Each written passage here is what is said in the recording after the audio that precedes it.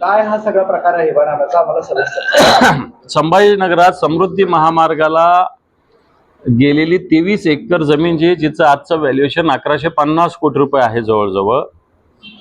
ही जमीन जुनी एका कुटुंबाची आहे. ही माझ्या माहितीप्रमाणे सरकारने पडीक होती म्हणून ॲक्विजिशन केलेली आहे. पडीक जमीन होती, प्रतिबंधित मालक इथं होता. परंतु आत्ता जी माहिती आहे की इथले खासदार आहेत माझ्या माहितीप्रमाणे भुमरे साहेब, त्यांचा ड्रायव्हर एक जावेद रसूल, याचा जन्म 1985चा आहे, पण त्याला 1971ला ह्या कुटुंबाने हिबानामा करून दिला आणि त्याचा मोबदला जवळपास 1150 कोटी रुपये आहे. हा 1150 कोटी रुपयाचा मोबदला सरकारचा हापापाचा गपापा करण्याचा प्रयत्न चालू असल्याचे पेपर्स काही माझ्याकडे आलेले आहेत. तब्बल 1150 कोटी रुपये आहेत हे.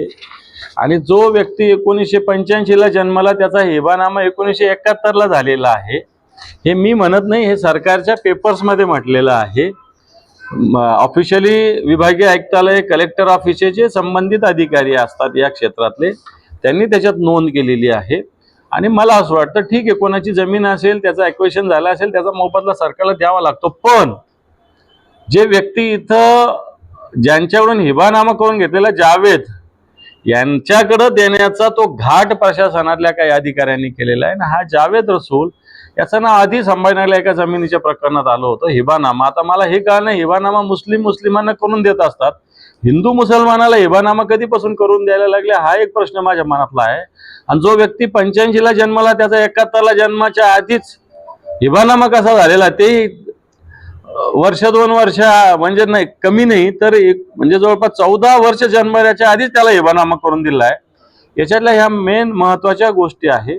प्रशासनातला मस्तावालपणा, भ्रष्टाचाराचं हे एक नमुना दाखल उदाहरण माझ्यासमोर आलेलं आहे. मी माननीय मुख्यमंत्री महोदय, माननीय महसूल मंत्री, माननीय राज्य रस्ते विकास मंडळाचे मंत्री एकनाथजी शिंदे, बावनकुळे साहेब आणि देवेंद्रजी फडणवीस यांना या संदर्भात आणि त्यांचे सगळे सचिव यांना या संदर्भात मी कालच पत्र पाठवलेलं आहे.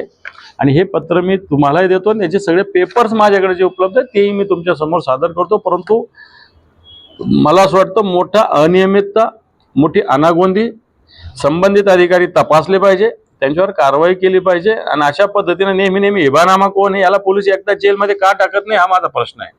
मागच्या केसमध्ये त्याला सोडलेलं आहे, अजून पोलिसांनी काहीच कारवाई केली नाही. सगळ्या गोष्टी स्पष्ट होत असून सुद्धा एवढंच. बरं, आता हे 50 कोटी रुपये तुम्ही म्हणताय की ते आता राज्य सरकारचे आलेले आहे, म्हणजे त्या एका विशिष्ट अकाउंटमध्ये ते त्याची मागणी केली का मग जावेद रसूलने? आता हिबानामा त्याच्या नावावर आहे, त्याच्यासाठीच पत्रव्यवहार आहे ना हा.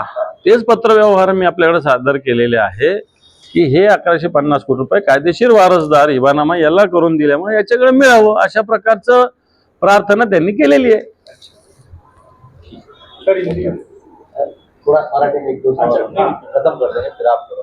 एक मुख्यमंत्री तीर्थ योजना होती, मात्र ती योजना आता ब्रेक लागलाय. 2024 नंतर अशा लोकांना प्रलंबित अर्ज आहे, पण काही लोकांचं निधन देखील झालंय, मात्र त्यांना या योजनेचा लाभ झालेला नाही. ज्या सगळ्या योजना होत्या याच्यातल्या ज्या मुख्यमंत्री असताना एकनाथ शिंदे साहेबांनी सुरू केलेल्या मेजॉरिटीनं योजना बंद झालेल्या. फक्त एक लाडकी बहीण मोठ्या मुश्किलीनं चालू आहे, बाकी सगळ्या योजना बंद झाल्या. लाडका भाऊ बंद झाला, ही तीर्थ योजना बंद झाली, अनेक अशा ज्या योजना त्यांनी छोट्या छोट्या सुरू केल्या होत्या या सगळ्या योजना बंद झालेल्या आहेत.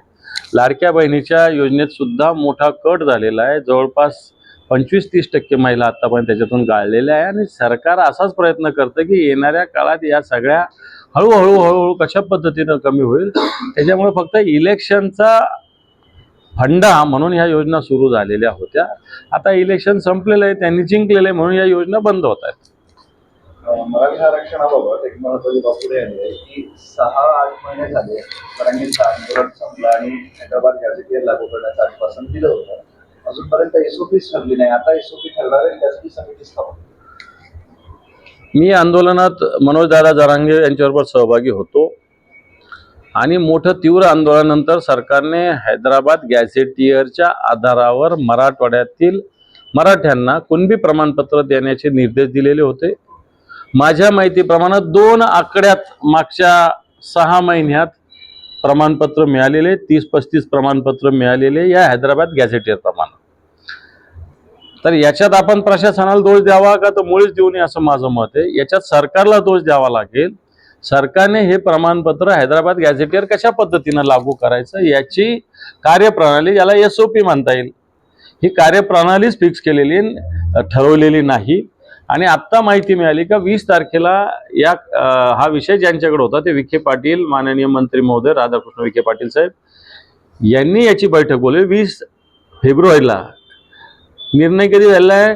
सप्टेंबरच्या पहिल्या 2, 3, 4 काही सप्टेंबर होतं त्यावेळेस. म्हणजे सप्टेंबर, ऑक्टोबर, नोव्हेंबर, डिसेंबर, जानेवारी आणि फेब्रुवारी जवळपास 5.5-6 महिन्यानंतर सरकारला जाग आली.